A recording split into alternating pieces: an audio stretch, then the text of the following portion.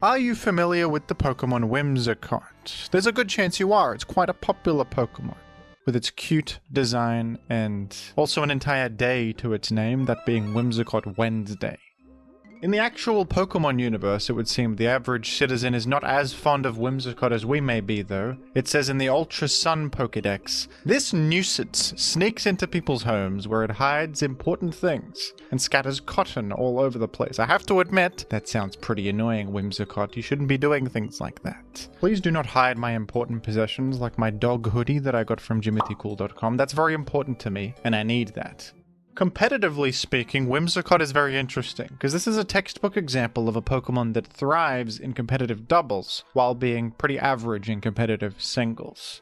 Whimsicott has the ability Prankster, which is one of the best support abilities in the whole game. Prankster means that all of your non-attacking moves have priority on them, and Whimsicott is outstanding in doubles, as one of the only Pokemon in the game with access to Prankster and Tailwind. Tailwind is a field effect that doubles all Pokemon's speed on your side of the field for 5 turns. And this is incredible in doubles because you can immediately take advantage of this with your ally right next to you. And Whimsicott has plenty more nice doubles utility moves than that, like Taunt, Encore, Helping Hand, etc. When you think of support Pokemon in competitive doubles, Whimsicott is probably one of the first that comes to mind. It is a staple of this role in doubles. In singles, though, Whimsicott does not have as much success. It's a bit more middle of the road. Prankster is still useful, and options like Encore with a Prankster priority boost can be very powerful. Even though that does have its value, it's not enough for a Pokemon to be viable alone. They need a bit more than that, and Whimsicott's utility is not as useful in the singles environment. Tailwind is a much worse effect here in a world where you don't have an ally that can immediately take advantage of that speed boost. 5 turns is not that much time in singles, since time is spent switching out to another Pokemon to take advantage of the Tailwind. It's pretty rare to see Tailwind used in competitive singles compared to doubles, and you'd much rather use straightforward speed boosting moves like Agility or Dragon Dance, which do stay for much longer. Whimsicott's stats are also very poor, with low defenses giving it few opportunities to hit the field safely and get much done. Whimsicott is a Pokemon that excels at supporting its allies in a doubles environment. It's a more altruistic, ally-driven Pokemon. But in competitive singles, you have to be a bit more self-centered to succeed, unfortunately. So this makes it all the more impressive to see that a Whimsicott team achieved number 1 in the world in Generation 9 OU very recently. In a team built by the player KittenLasers, a Whimsicott was used, much to the shock and horror of the entire community.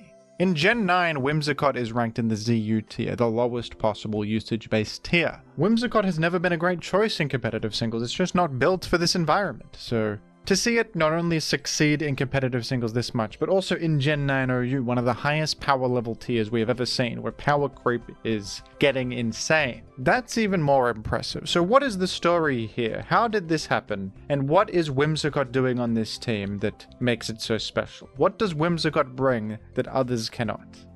I have spoken this whole time about Prankster, Whimsicott's premier ability in the eyes of most, the whole reason to use it. A scarcely seen ability that is a blessing on any Pokemon that can get it. But this number 1 ranked team was not using Prankster. It was using Whimsicott's other ability that you would never really think to use. And that is Chlorophyll. What do you know? It's yet another novel Chlorophyll Pokemon. We've seen a few of these recently, haven't we? Remember Leavanny? Remember that one? There's many innovations to be had in the Sun archetype, and Whimsicott is a very unique choice for a Chlorophyll Pokemon indeed.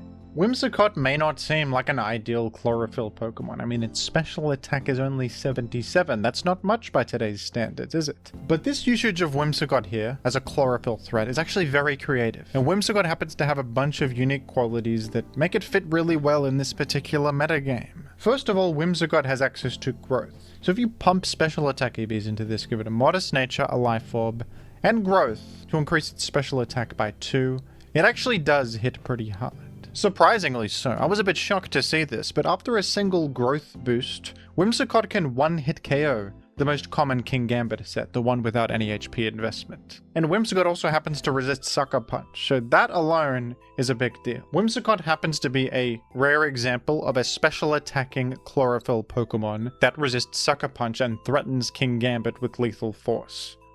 And it may not seem like a big deal, but Whimsicott also has access to the move Shadow Ball. And our team builder here, KittenLasers, has made the astute observation that the combination of Fairy and Ghost is really offensively powerful in this generation. Because Fairy weak Pokemon are very common. There are a lot of Dark types and Fighting types, and Dragon types in this metagame, and a lot of the time, a team's Fairy type switch-in will actually be weak to Ghost, like Goldengo and Pecharunt and Slowking Galar.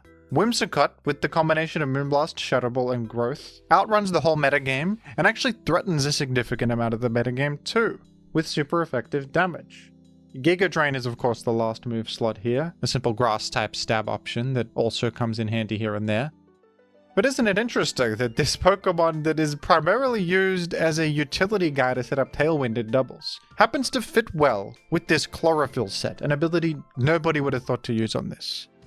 It doesn't seem like it's made for this role, but with the unique typing it has, the unique option of Growth alongside this Fairy stab and the defensive properties of Fairy, and Shadow Ball for coverage, Whimsicott is actually surprisingly effective. So much so that this reached #1 in the world. It's actually a really creative response to the current meta. A very nice anti-meta pick.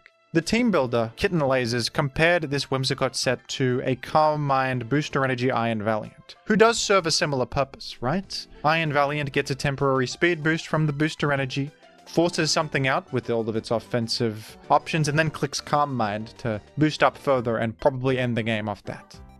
But Whimsicott's speed boost does not require a Booster Energy, meaning you have the item slot to use a Life Orb, and Growth boosts your special attack even more than Calm Mind does. Calm Mind only provides +1 special attack, Growth provides +2. So even though Whimsicott's special attack is significantly lower than Iron Valiant's, in this instance Whimsicott is actually a bit more threatening than a Calm Mind Iron Valiant.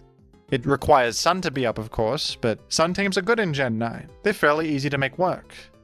And with everything else on your team benefiting from Sun synergy, Whimsicott fits here and serves the purpose of a Calm Mind Iron Valiant, but in a way that plays more to the strengths of the Sun team.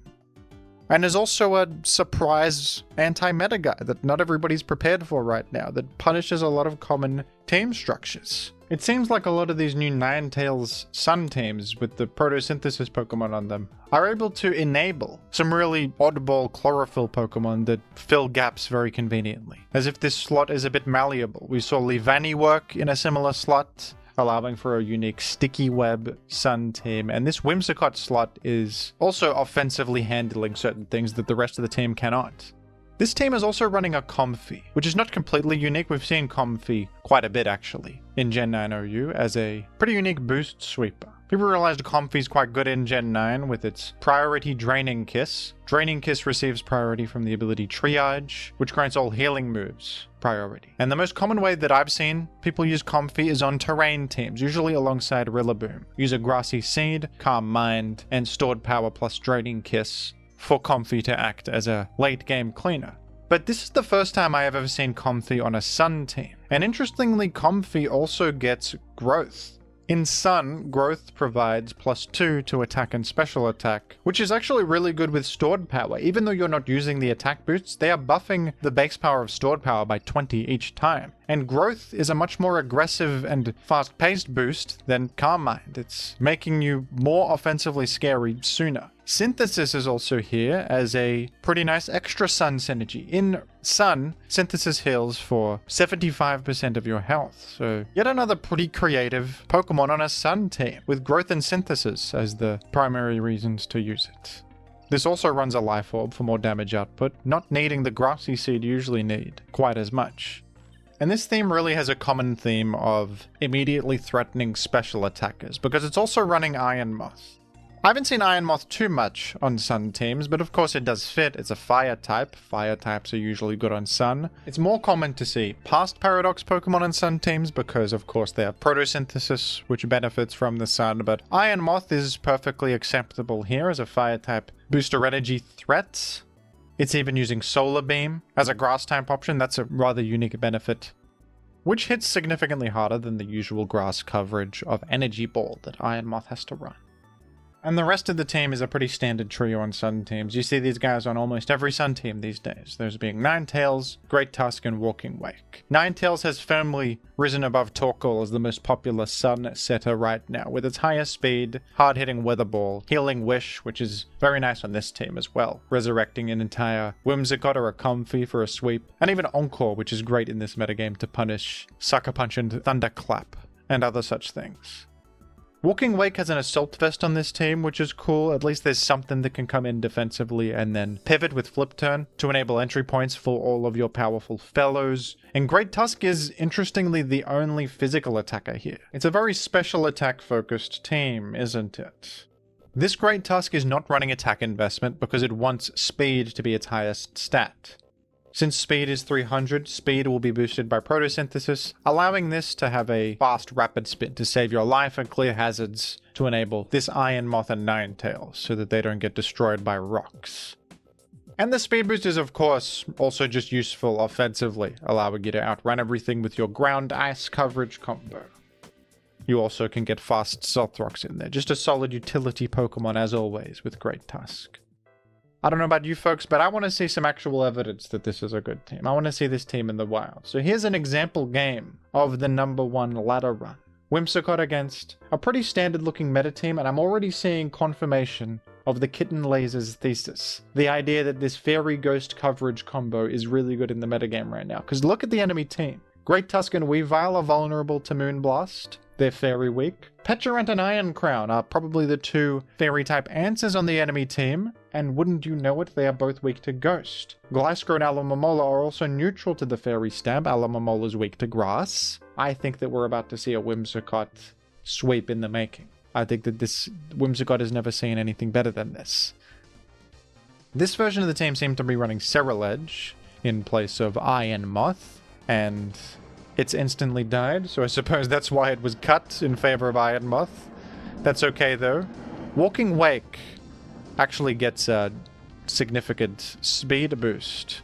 I neglected to mention that its EVs were designed such that it gets a speed boost. So it's Assault Vest, Speedy Walking Wake. Very good for pivoting into such threats as Comfey.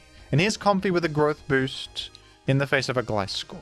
I think Comfey can power through this pretty well. Went for another growth and stored power with all of the power boosts right now might just one-shot Gliscor. It did indeed. It did indeed one-shot Gliscor. That's incredible. Gliscor is public enemy #1 if you didn't know in the Gen 9 metagame right now. Everyone hates Gliscor.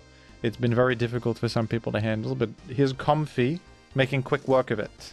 We sacrifice ourselves to Iron Crown for a Ninetales entry, and in comes a double to Whimsicott on the Alomomola. That was brilliant right there. And are we seeing growth? Yes. Forcing Alomomola out, frightened of like Solar Beam or Giga Drain or whatever. And look at that, Whimsicott, I believe it KOs everything.